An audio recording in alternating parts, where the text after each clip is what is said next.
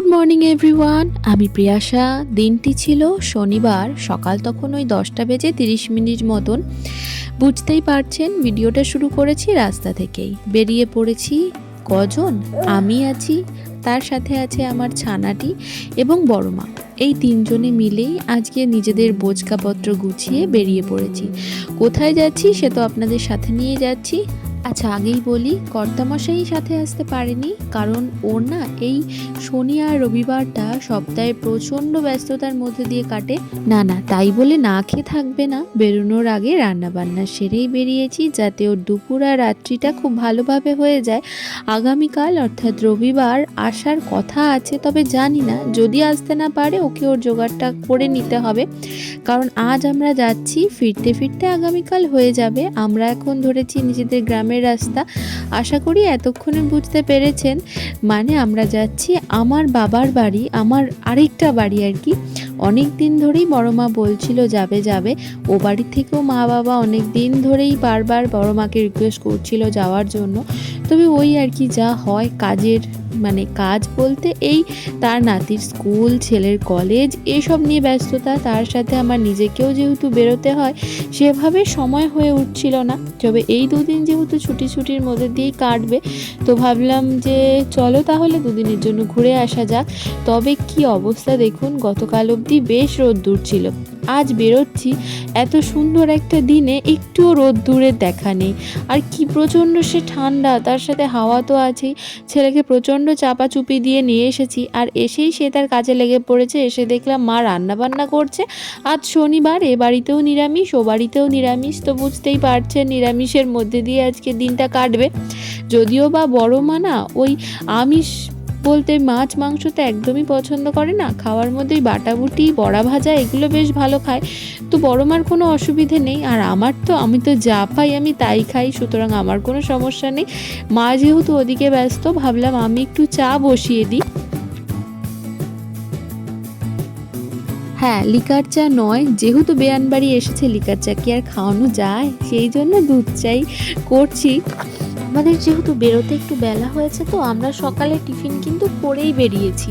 তো এই যে আমি না এদিকে চা করতে করতে এনাদের দিকে চোখ গেল, 2-3টে মোরগ, না একটা মুরগিও আছে বোধহয়, এই লেবু গাছ তলায় কী করছে কে জানে। হয়তো মাটি এভাবে বসলে বোধহয় ওদের গরম টরম লাগে, সেই জন্য ওইভাবে দেখলাম বেশ বসে আছে। এর আগেও বাড়ি এসেছি, এটা দেখিনি, এই বাড়ি দেখছি। আর আমি বাড়ি আসলে না কী যে সমস্যা হয় আমার, আমি কিচ্ছু খুঁজে পাই না। তো এদিক ওদিক ওই সাঁড়াশি খুঁজে না পেয়ে এটা ওটা টানছিলাম, ওই দিয়ে গামছাটা টানলাম যেটা হাত মোছার জন্য রাখা থাকে, শেষে পাশে একটা রুমাল পেয়ে ওটা দিয়েই ভাবলাম আপাতত কাজ চালিয়ে নিই। এই জন্য না মার কাছে বকাও খাই যে সামনেই থাকে দেখতে পাস না। কি করব বলুন, এখন তো আর সব সময় থাকা হয় না, সেই জন্য অতটা মনেও রাখতে পারি না, পাশে থাকলেও জিনিস দেখতে পারি না। চা খাওয়া হয়ে গেছে, আর পুকু এখন পাগল হয়েছে। আমাদের সামনের যে মাঠটা আছে ওখানে তো স্লিপ আছে, দোলনা আছে, ও ওখানেই যাবে, সেই জন্য ওর দুদাকে ডাকতে এসছে। তো আমি বড় মাকে বললাম যে চলো তাহলে সবাই মিলে গিয়ে ওখানেই বসি। রোদ্দুর থাকলে কি ভালো হতো বলুন তো, কি আর করা যাবে। তবে না এতটা ঠান্ডা, চিন্তা হচ্ছে, কর্তামশাই তো বেরিয়ে গেছে ওর কাজে, রান্নাবান্নাগুলো তো একদম ঠান্ডা হয়ে যাবে। বলে দিয়েছি যদিও যে খাওয়ার আগে একটু গরম করে নিতে, রান্নাবান্না টুকিটাকি পারে, তবে ওই দিন শেষে এসে কি আর ইচ্ছে করবে, সেই জন্য রান্নাটা সেরে এসেছি, তো বলে দেওয়া আছে। যাই হোক, আপাতত ঘুরতে এসেছি, এই 1-2 দিন একটু তো ম্যানেজ করতেই হবে বলুন না, নইলে পরে তো কোনো দিনই বেরোনো হবে না, কাউকে না কাউকে সবসময় থাকতে হবে। তো যাই হোক, আপাতত এসেছি, আশা করি পেরে যাবে, এই একটা দিনের তো ব্যাপার, আগামীকাল যদি চলে আসে আর কোনো সমস্যা নেই।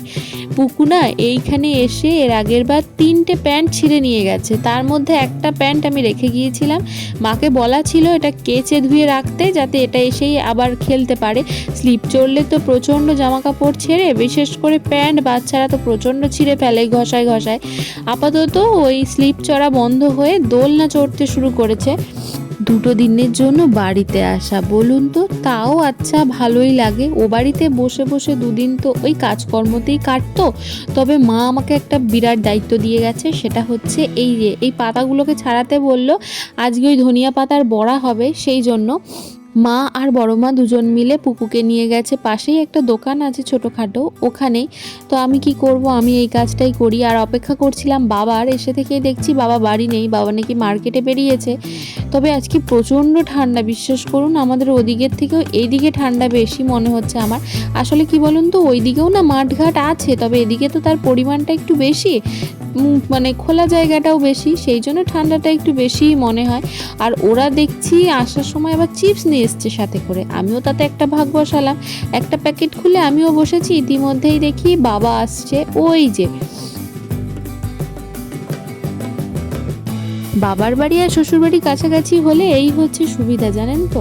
ওই 1-2 দিনের জন্য একটু টুক করে এসে ঘুরে যাওয়া যায়। তবে আমার মারও পোষায় না একদিনের জন্য এলে, আর আমার পুকুরও ঠিক পছন্দ হয় না। এখানে তো আর খেলার তেমন কিছু থাকে না, ওই কিছু রান্নাবাটি, বল, ব্যাটও নেই। তো কি করা যাবে, আপাতত বল দিয়েই আমার সাথে একটু খেলছিল। আর এতটা দুষ্টু না ছেলেটা, ঠিক দেখতে পেয়েছে আমার ফোনটা যেখানে সেট করা আছে, ও ওটাকেই টার্গেট করছে, দেখেছেন তো। তবে না এই ঠান্ডাতেই তো বেড়াতে মজা লাগে বলুন, কিন্তু একটু রোদ্দুর থাকলে আমার বেশ ভালো লাগে। শীতকাল আমার খুবই পছন্দের সময়, কিন্তু তাই বলে এই রকম নয় যে কুয়াশায় মোড়া চারিদিক। একটু রোদ্দুর থাকবে তবে না ভালো লাগে। পিকনিক বলুন, ঘুরতে যাওয়া বলুন, খাওয়া দাওয়া বলুন, সবটাই আমার এই শীতকালেই ভালো। গরমকাল মানে আমার কষ্টের সময়। বেশ হলো আমারও 2 দিন একটু বেড়ানো হলো, আবার পরের দিন থেকে কাজকর্মতে এক অন্যরকম এনার্জি পাবো। তবে সামনের সপ্তাহটা প্রচণ্ড কাজকর্মের মধ্যে দিয়ে কাটতে চলেছে, কারণ তারপরেই তো 25শে ডিসেম্বরের ছুটিটা পড়বে, মানে উইন্টার ভ্যাকেশন যেটা থাকে সেটা পুকুদের স্কুলেও পড়বে আর কর্তামশাইদেরও ছুটি পড়বে। তো ওই সপ্তাহটা একটুখানি চাপের মধ্যে চলবে ঠিকই। এদিকে ঘরে এসে দেখলাম সবাই খেতে বসেছে, আমি আর মা বাকি আছি। 3 জনকে খেতে দিয়ে দেওয়া হয়েছে। পুকু তো এখন টুকটাক নিজের হাতে খাওয়া শিখেছে, সেই জন্য অতটা অসুবিধা হয় না। তবে আজকে আমার মেনুতে কী আছে সেটা দেখাই একবার, চলুন। এবার আমি আর মা বসেছি। প্রথমেই আছে গরম গরম ভাত, তারপরে রয়েছে মোচা ঘন্ট, কচুর শাক নারকেল দিয়ে, যেহেতু বললাম না শনিবার, মুগ ডাল রয়েছে লাউ দিয়ে, তার সাথে রয়েছে বেগুন চালের ওই গুঁড়ো দিয়ে এটাকে বড়া বানানো হয়েছে, তার সাথে ধনেপাতার বড়া। আর কি চাই বলুন তো।